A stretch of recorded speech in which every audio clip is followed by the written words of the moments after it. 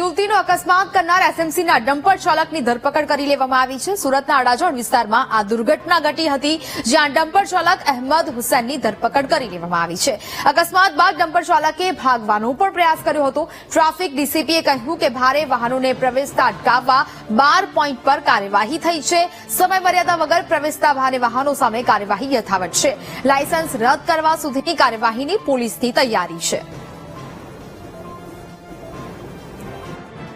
પણ પ્રકારના ભારદારી વાહનોને જો સિટીમાં એન્ટર થવું હોય તો કોર્પોરેશન હોય, મેટ્રો હોય કે ગમે તે સરકારી વિભાગના કામો હોય તો સૌપ્રથમ એને ટ્રાફિક શાખામાં એનઓસી માટે અપ્લાય કરવું પડે છે, જેમાં એમણે કેટલા વાહનો કયા પ્રકારના અને કયા રૂટ ઉપર ચાલશે અને કયા સમય દરમિયાન એવી વિગતો મેળવવામાં આવે છે। અને અવારનવાર આવા જેટલા પણ સરકારી કામો માટેના જેટલા પણ ડમ્પરો પરમિશન આપવામાં આવે છે, દરેક જણાને એવી સૂચના પણ આપવામાં આવે છે કે જ્યારે પણ તમે તમારું ભારદારી વાહન સિટીમાં લાવો ત્યારે એની આગળ અને પાછળ ફરજિયાતપણે પરમિશન આપેલી જે એનઓસી હોય છે એની એક કોપી જે હોય છે ચોંટાડવાની હોય છે।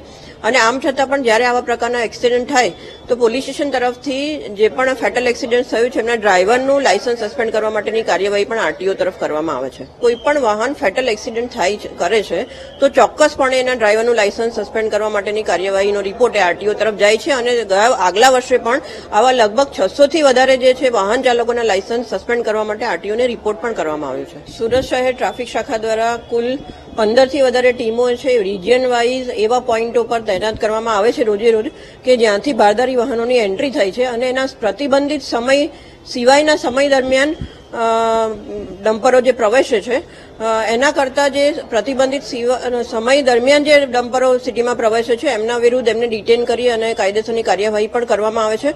અને હજુ પણ વધારે એમાં પોલીસ કર્મચારી અને અધિકારીઓની સંખ્યા વધારી કોઈપણ ડમ્પરે જાહેરનામાના જે સમય છે એ સમય દરમિયાન સિટીમાં પ્રવેશે નહીં તેવું ચોક્કસપણે સુનિશ્ચિત કરવામાં આવશે।